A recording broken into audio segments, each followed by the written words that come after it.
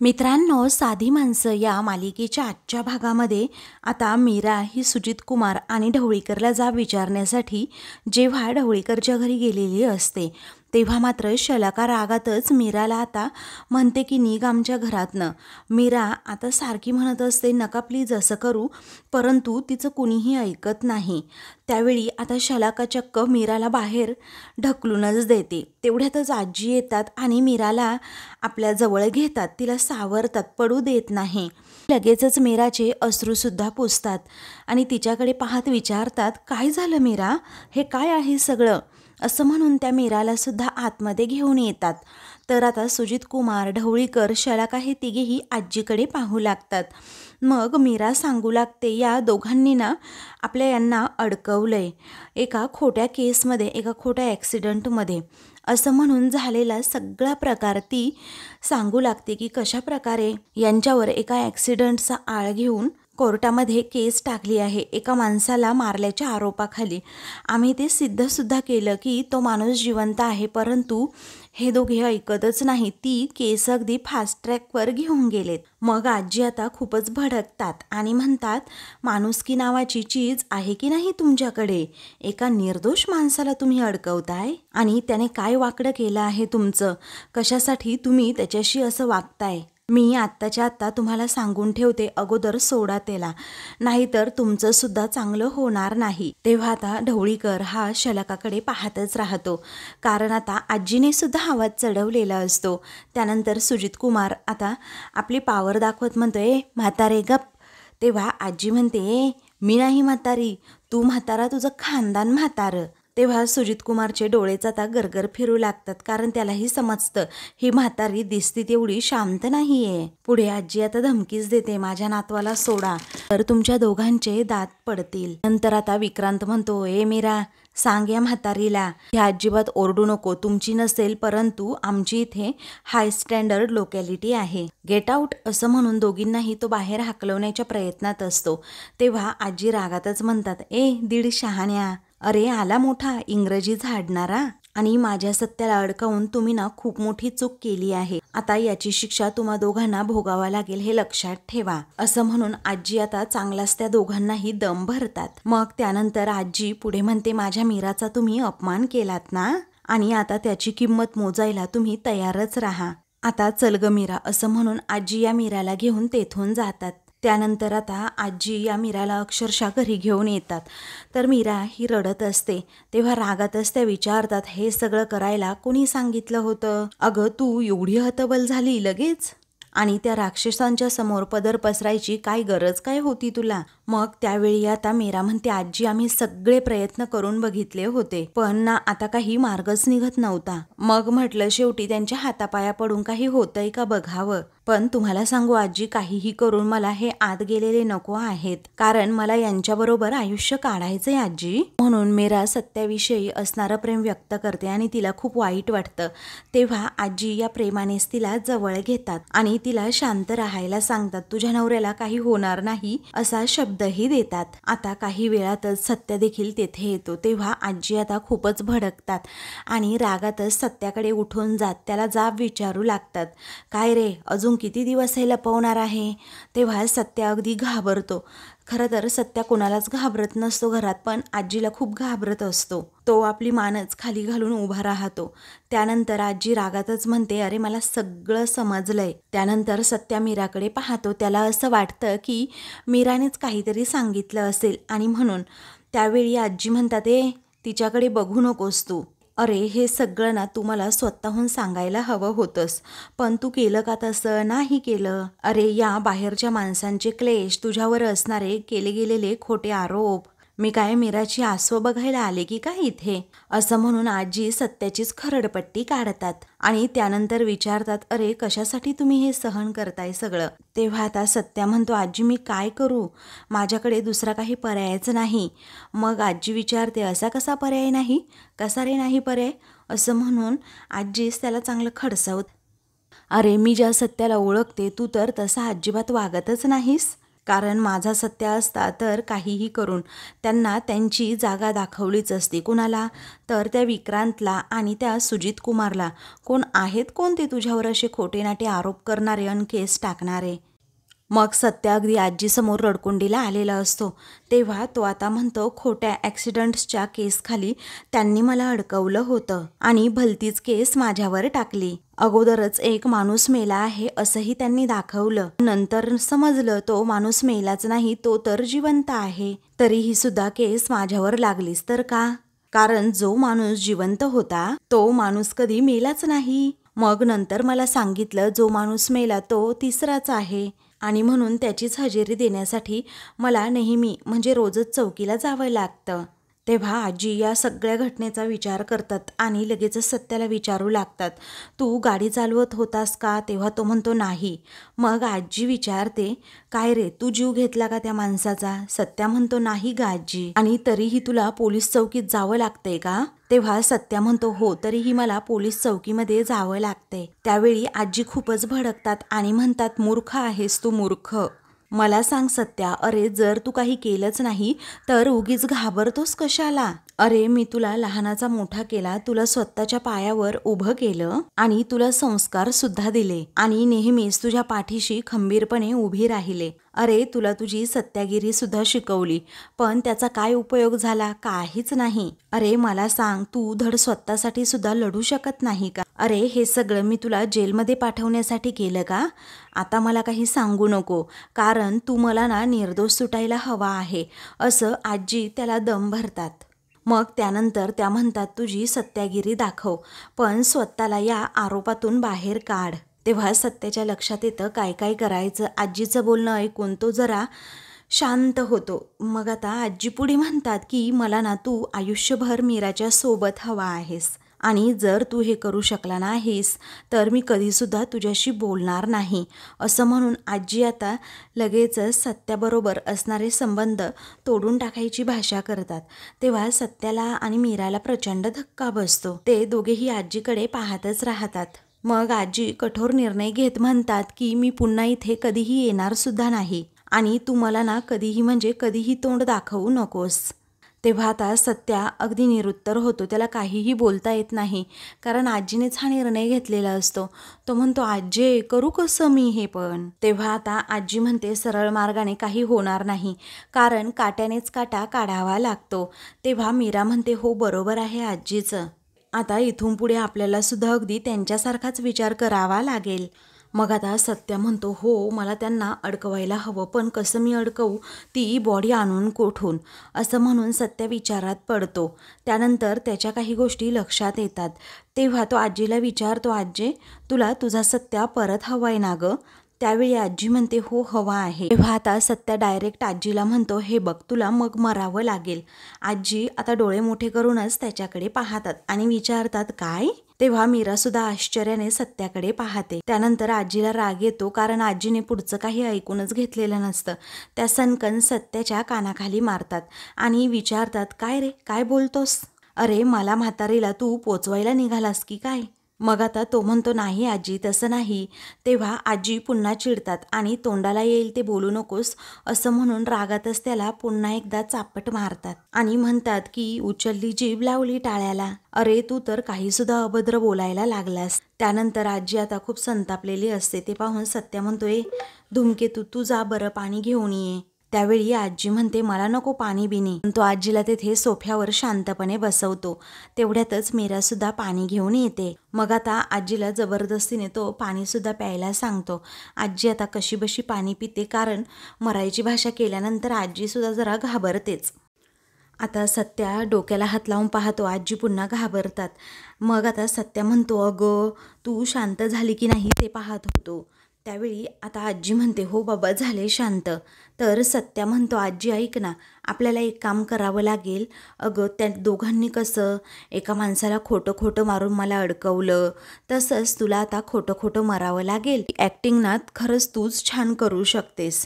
तेव्हा आता आजी विचारते, म्हणजे कसं? सत्या म्हणतो, हे बघ त्यांनी खोटं फसवून एका माणसाला मारलं आणि तो आरोप माझ्यावर केला गेला. मग आता तू खोटं खोटं मरायचं आणि त्यांच्यावर आपण हा आरोप टाकायचा तुला मारल्याचा. आजी हा सत्याचा सगळा प्लॅन ऐकून घेतात खरं आणि विचारतात. त्यांच्या मनात एक शंका येते, जर खोटं आपण मरायचं ठरवलंय परंतु गाडीने जर जोराचा धक्का मारला, खरंच गेले तर मग? त्यानंतर सत्या म्हणतो, आजी तू डार्लिंग आहे माझी, मी तुझ्यासोबत असं कधी काही होऊ देईल का, सांग बरं. अगं त्यांनी तसं केलं म्हणून आपण सुद्धा अगदी तसंच करायचं का? नाही, अजिबात नाही. तर अगं नाही, सत्या ना कुणालाही कॉफी करत नसतोय. आता आपण त्यांना घरी बोलवायचं आणि घरच्या घरी गेम करून टाकायचा. तर आजी आता त्याला त्याचा प्लॅन विचारते. मग आता सत्या सगळा काही प्लॅन पुढे सांगू लागतो. मीरासुद्धा तो प्लॅन ऐकत असते आणि खुश होते. आजी आणि मीरा दोघेही त्याला काही सजेशन देतात. तेव्हा सत्या म्हणतो, बघ आजी आता मी काय करतो ते.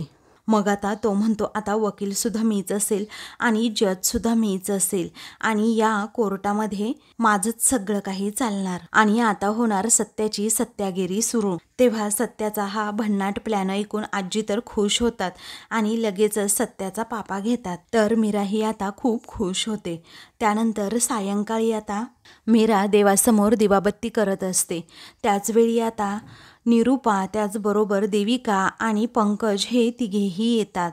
तेव्हा आता ते तिघेही मीराकडे पाहत असतात. तर मीरा देवासमोर बसलेली असल्यामुळे आता हे दोघेही हसतात. त्याचबरोबर निरूपा लगेचच म्हणते, अरे देवा, आता एका बाईचं कसं होणार आणि तिच्या नवऱ्याचं सुद्धा, कारण तो तर अगदी कायमचा जेलमध्ये जाणार आहे. तेव्हा आता मीरा सगळं बोलणं ऐकून घेते, ती काहीच प्रत्युत्तर करत नाही. त्यावेळी देविका म्हणते, बापरे, मी तर ऐकलंय गुन्हेगारांना असं टायरमध्ये घालतात आणि खूप मारतात म्हणे, हे खरं आहे का? तेव्हा सत्या आता रागातच म्हणतोय, देविका जरा नीट बोल. त्यावेळी आता पंकज म्हणतोय, सत्या ती बरोबर बोलतीये, कारण आतमध्ये गेलं ना या सर्व शिक्षा भोगाव्याच लागतात. मग पुढे पंकज म्हणतो, मम्मा तुला एक सांगू का ग, ज्याची जी जागा असते ना त्याला तिकडे जावंच लागतं. तेव्हा निरूपा आपली फक्त वेड्यासारखी मान डोलावू लागते. मग आता मीरा उठते आणि लगेचच रागात पुढे येत म्हणते, पंकज तू तर कुणाच्या जागेबद्दल बोलूच नको, समजलंस? त्यावेळी आता डबल पनवती, तू कशाला मध्ये बोलतेस ग, शांत बसायचं तर. आणि बरं झालं पनवती तुम्ही तुमच्या रूममध्ये गेलात ते, असं निरूपा म्हणते. आता काही शेवटचे 3-4 दिवस राहिले आहेत ना, ते राहून घे तू तुझ्या रूममध्ये. तेव्हा सत्या आणि मीराला आता खूप राग येत असतो. त्यावेळी पंकज आणि देविका दोघेही सत्या आणि मीरावर हसत असतात. तर पंकज म्हणतो, हो ना, कारण एकदा का आतमध्ये गेलं ना, कसली खोली आणि कसला टेंट, असं म्हणून पंकज त्याच्यावर हसतो. तेव्हा सत्याला खूप राग येतो आणि तो रागातच काहीतरी त्यांना झापणार. तेवढ्यातच आजीबाई तेथे येतात. तेव्हा निरूपा लगेचच उठते आणि म्हणते, या सासूबाई या. मग त्यावेळी काय बोलतेस असं आजी विचारते. तेव्हा निरूपा आता मोठ्या तोऱ्यातच सगळ्या काही सत्याबद्दलच्या तक्रारी कुरबुरी सांगणार असते, त्याच्यावर असणाऱ्या केसबद्दल सुद्धा. निरूपाला असं वाटत असतं की आजीला तर काहीच माहीत नाही. तेव्हा आजी म्हणते, या सत्याने काय केलंय आता? तेव्हा निरूपा म्हणते, सांगू का रे सत्या, सांगू? मग आता लगेचच मसाला मीठ लावून निरूपा म्हणते, तुम्ही खूप सत्या किंवा सत्या खूप आजी करत असतो ना, मग त्याने त्याच्या आयुष्यात काय घडतंय हे तुम्हाला सांगितलं का? नाही ना, हो खूप काही घडलंय, तुम्हाला माहिती आहे का? मग आता पुढे निरूपा म्हणते, हो खूप वाट लागली आहे तुमच्या सत्याची. तेव्हा सत्या म्हणतोय, गप्पा बस. तर आजी सत्याकडे पाहत त्याला इशारा करत शांत करतात. मग आता निरूपा पुढे सांगू लागते, सत्याना तुमचा हवा खाण्यासाठी आतमध्ये गेला होता. मग आता आजी आश्चर्याने विचारते, काय आत? त्यावेळी आता निरूपा म्हणते, हो आत म्हणजे खोलीमध्ये नाही हो, आतमध्ये म्हणजे जेलमध्ये असं मला म्हणायचंय. अहो त्याच्या हक्काच्या घरी. कसं आहे ना, माणसाचं कर्मसुद्धा ते बरोबरच त्याला पाहिजे त्या ठिकाणी नक्कीच घेऊन जात असतं. मग त्यानंतर आजी म्हणते, सासूबाई तुम्ही सत्याला एक गोष्ट सांगितली होती, आता मी तुम्हाला एक गोष्ट सांगते. अहो एका राज्यामध्ये एक राजा होता आणि त्याच राज्यामध्ये एक खुनीसुद्धा होता, आगाऊ, त्याचबरोबर उद्धट आणि दाढीवाला. अहो अगदी डिक्टो याच्यासारखा, म्हणजे तुमच्या सत्यासारखा. आणि काय झालं पुढे, तर त्या राजाने त्या गुन्हेगाराला पकडलं आणि त्या खुन्याला शिक्षा देणार. तेवढ्यातच त्याची बायको आली आणि भोकाड पसरून रडू लागली. अहो नुसती रडतीये रडतीये रडतीये, काय आहे ना, नुसतं तिला रडण्याशिवाय येतच नाही. मग आता त्यावेळी देविका सुद्धा बोलायची थांबत नाही. ती विचारते, आई मला सांगा, हा सत्या झाला चोर आणि त्याची बायको कोण, चोरनीच ना? मग निरूपा म्हणते हो बरोबर आहे. मग आता निरूपा म्हणते हो हे बरोबर आहे, त्यांच्या पापाची करणी आणि जेलात जाऊन भरणे, असे काहीसे डायलॉग ती मारत असते.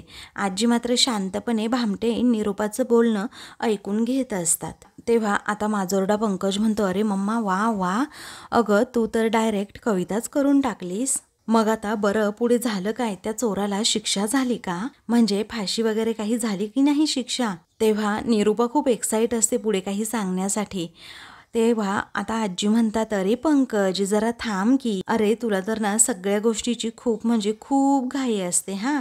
अरे आत्ता तिने तुला जी गोष्ट सांगितली ना, ती ना तुझी आई आहे, पण मी ना तुझी आजी आहे, कारण मला खूप म्हणजे खूप गोष्टी माहीत आहेत. अगं निरूपा, पण तू मला अर्धीच गोष्ट सांगितलीस. आता मी तुला ना पूर्ण गोष्ट सांगते. कारण होतंय असं, त्या राज्यामध्ये ना खूप बुरटे राहत असतात, कारण स्वतः काही करत नाहीत आणि दुसऱ्याचं सुख बघवत नाही, अशी त्यांची अवस्था असते. आणि तेच लोक या पोराला चोर म्हणून नाव देतात. मग एक दिवस काय होतं, त्या दाढीवाल्याची आजी येते आणि ही सगळीच गोष्ट त्याच्या आजीला सुद्धा कळते. आणि ती गोष्ट अशी असते की त्याने चोरी केलीच नसते. मग पुढे आजी त्या नातवासाठी स्टँड घेते आणि लगेचच त्या अडकवणाऱ्या माणसांना जाऊन झाप झाप झापते. आणि त्या राज्यामध्ये चोर चोर चोर म्हणून बोंबलणारी म्हातारी आणि तिची 2 माकडं सुद्धा असतात. तर आजीने अप्रत्यक्षपणे निरूपा आणि तिच्या 2 माकडांना म्हणजे पंकजला व देविकाला तो टोमणा मारलेला असतो. तेव्हा निरूपाला जरा हे समजतं. त्यावेळी निरूपा आता त्या 2 माकडांकडे म्हणजे पंकज देविकाकडे पाहतच राहते. तर सत्या आणि मीरा मात्र हसत असतात, कारण आजीने चांगलीच त्यांची खोड मोडलेली असते. मग पुढे आता आजी म्हणते त्यांना सुद्धा आजी चांगलीच अद्दल घडवत असते. तेव्हा आता हे तिघेही तेथून जाणार असतात, कारण आजीने बरोबर काट्याने काटा काढलेला असतो. त्यावेळी आता सत्या म्हणतो, थांबे बबड्या थांब. अरे आता आजीने इथपर्यंत गोष्ट सांगितली, आता मी पुढची सांगतो निरूपा, असं म्हणून तो निरूपालाही थांबवून घेतो. मग पुढे आता सत्या म्हणतो, आता तो चोर आहे ना तोच पुढे डोकं लावतो आणि काय करतो तर चोरीचा डाग त्याच्यावर घेतला जाणारा आळ हा पुसून टाकतो आणि मानाने त्याच्या घरला परत जातो. तेव्हा सत्या खरं तर त्याच्याविषयी सांगत असतो आणि हे देविकाला, पंकज आणि निरूपाला चांगलंच कळत असतं. त्यामुळे तिघांचेही चेहरे अगदी पाहण्यालायक होतात. त्यांच्या तोंडावर त्यांना उत्तर दिल्यामुळे आता खरंच निरूपाची सटकलेली असते. मीरा मात्र त्यांच्यावर हसते. मग पुढे आता सत्या त्यांना डिवचूनच म्हणतो, आता झाली खरी गोष्ट पुरी, असं म्हणून आजीबरोबर तो हात मिळवणी करतो, आजीच्या हातावर टाळी देतो. तर आता आजीसोबत असल्यामुळे मीरा सत्याचं काम खूप हलकं झालेलं असतंय. तिघांनाही चांगलं सणसणीत उत्तर देऊन त्यांनाच त्यांच्या तोंडावर सत्या आणि आजीने पाडलेलं असतं. त्यामुळे आता त्या तिघांचे चेहरेच पडतात, कारण सत्याला अडकवण्याचा प्लॅन या तिघांनीच केलेला असतो. मग आता आजी चांगलीच निरूपाला झापते आणि विचारते, काय ग निरूपा, माझ्या सत्याला त्रास देणाऱ्या लोकांबरोबर तू उभी आहेस का? तेव्हा निरूपा म्हणते, मी कुठे, नाही नाही, छे छे. त्यावेळी आजी म्हणते, अगं नसल तर चांगलंच आहे, पण जर तू त्या लोकांबरोबर सामील असशील तर गाठ माझ्याशी आहे, लक्षात ठेव. मी तुझी सासू आहे, तुझं पितळ कधीही उघड पाडू शकते. जर त्या लोकांबरोबर तू काही प्लॅन सत्याविरुद्ध करण्यात दिसली तर तुझं काही खरं नाही, अशी आजी चांगलीच निरूपाला धमकी देते. तेव्हा मात्र पंकज आणि देविका सुद्धा घाबरतात आणि आजीकडे पाहू लागतात. तर आजी अगदी डोळे मोठे करून सगळ्यांकडे पाहत असतात. मग आता त्यानंतर सत्या म्हणतो, आजी आता याची शिक्षा या निरूपाला तर मिळायलाच हवी ना गं. मग आता आजी म्हणतात, हो रे सत्या, चूक केल्यानंतर शिक्षा ही मिळायलाच हवी. मग आता आजी निरूपाला शिक्षा म्हणून आज रात्रीचं जेवण तू एकटीनेच बनवायचे, असं फरमाईश सोडतात. त्यामुळे आता निरूपा डोळे मोठे करून आजीकडे पाहते. तेव्हा आजी विचारतात, काय पाहतीये? तर सत्या आणि मीरा आता गालातच हसतात, कारण निरूपाला चांगलीच आता अद्दल आजीने घडवलेली असते. आता मित्रांनो, पुढील भागामध्ये आता सत्या त्याच्या मित्राकडे जातो आणि त्याला विचारतो, तुझी किती उधारी आहे रे? मग आता त्याचा मित्र म्हणतो 5,000 रुपये. सत्या म्हणतोय 500 रुपये अजून ठेव. असं म्हणून 500 रुपयाची नोटसुद्धा तो मित्राला देतो. त्याचवेळी आता सुजित कुमार गाडीच्या आडून पाहत असतो आणि लगेचच निरूपाला फोन करून सांगतो, ही तुझी सासू आहे ना, ती खूप श्रीमंत आहे, आता घराचे हप्ते द्या. त्यावेळी निरूपा आता म्हणते की ऐका, आता हे पैसे आहेत ना घराच्या हप्त्यांचे, ते माझ्या सासूकडूनच मागा. मग मीरा इकडे बरोबर निरूपावर लक्ष ठेवून असते. मग त्यावेळीच निरूपा म्हणते, मी अशी घरी व्यवस्था करते ना, जेव्हा तुम्ही घरी याल ना तेव्हा आम्ही तिघे नसू इथे. तेव्हा सुजित कुमार हो म्हणतो. मग आता या तिघांनीही तसा भन्नाट प्लॅन केलेला असतो. मीरा लगेचच विक्रांतला फोन करते. सत्या आणि आजीसुद्धा तिच्या शेजारी बसलेली असतात. मीरा रागातच विचारते, तुमच्या हातात काय बांगड्या भरल्यात का? हिंमत असेल तर दुपारी घरी या, सोक्षमोक्ष लावून टाकू आपण. तेव्हा आता येऊन त्या थेरडीची ना मी हाडच मोडतो बघा, संपली आता ती म्हातारी, असं जेव्हा विक्रांत म्हणतो ना तेव्हा मात्र आता कोणीतरी सगळं व्हिडिओ शूटिंग काढून घेत असतं. सत्या आणि मीरा आजीने बरोबर विक्रांतला अडकवलेलं असतं. अशाच मालिकेंचे पुढील भाग पाहण्यासाठी चॅनलला सबस्क्राईब करा.